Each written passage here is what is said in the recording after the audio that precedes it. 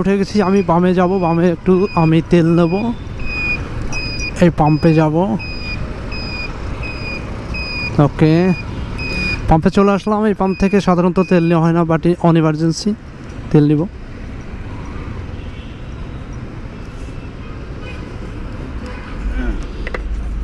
ভাই তেল দেবেন হচ্ছে যে আপনি 310 টাকা দেন।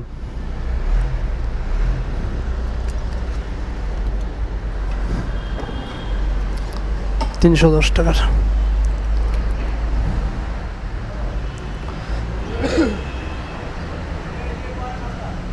সকালে খুলেন কয়টায় আপনারা? হ্যাঁ 24 ঘন্টা। আচ্ছা আচ্ছা আচ্ছা,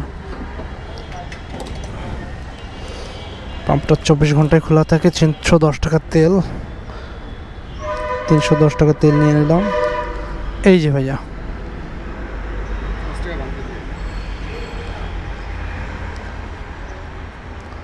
এই যে, থ্যাংক ইউ সো মাচ।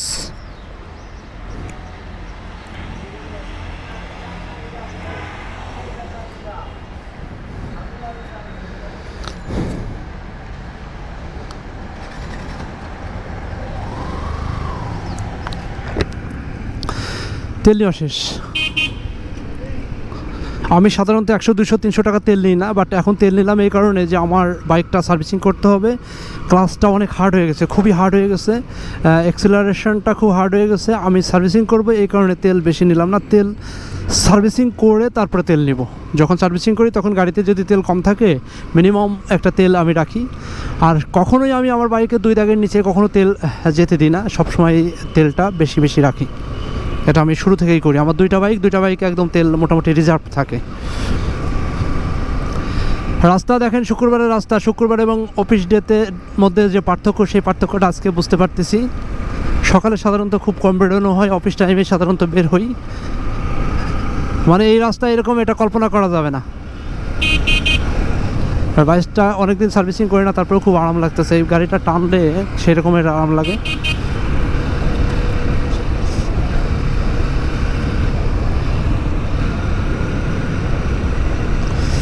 হ্যাঁ, কি সুন্দর রাস্তা, এত সুন্দর রাস্তা। রাত আর দিনের পার্থক্য শুধু এটাই, রাত এবং সকালের পার্থক্য শুধু এটাই যে রাতে বা দিনের বেলা খুব রাশ থাকে রাস্তাগুলো, আর সকালবেলা রাস্তাটা একদম ফাঁকা থাকে, চমৎকার ফাঁকা থাকে।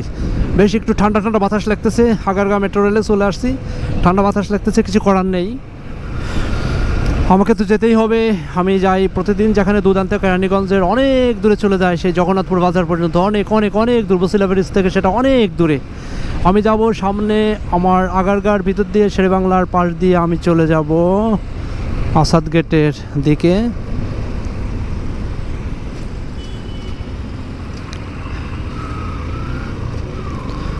নোবডি। এই বাইকটা যদি একটু এবিএস থাকতো তাহলে সেই লেভেলের বাইক হতো। আমি এখন এমটি চালাই, যেহেতু এবিএস ব্রেকিং এমটিতে, এই কারণে এই বাইকটা আমার কাছে কিছুটা এখন অন্যরকমের মনে হয়। আমি যাব ডানে, সামনে গিয়ে আমি ডানে চলে যাব। হ্যাঁ, রাস্তার ভিউগুলো দেখেন কত সুন্দর লাগে। এটা হচ্ছে যে আমাদের ঢাকা সিটি যে বদলে গেছে এটা অনেক আগেই বলেছি। আমি সিগন্যাল দিয়ে দিয়েছি, ডানে যাচ্ছি। তোমরা গেলে তোমরাও সিগন্যাল দিয়ে দাও। Okay, very good. I already cross the road. Madam, চমৎকার চমৎকার, এক্সিলেন্ট।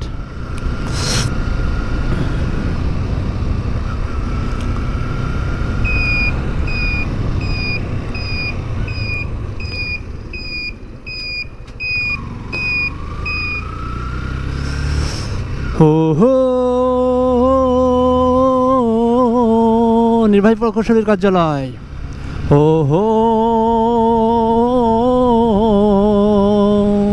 আহা,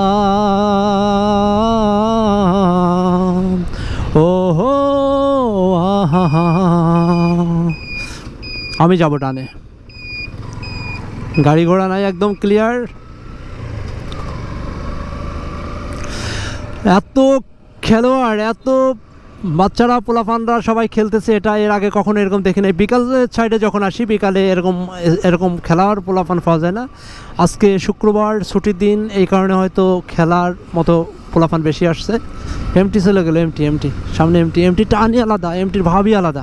ঠিক আছে, আমিও বিকালে আজকে এমটি চালাবো না, আমি এখানে দাঁড়াই, সবসময় দাঁড়াই, আসলে এখানে দাঁড়াই একটু ছবি টবি তুলি। সুতরাং একটা ছবি তুলতে হবে এখান থেকে।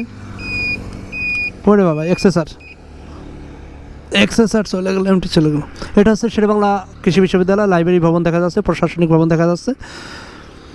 ওকে, অনেক খেলাধুলা চলতেছে।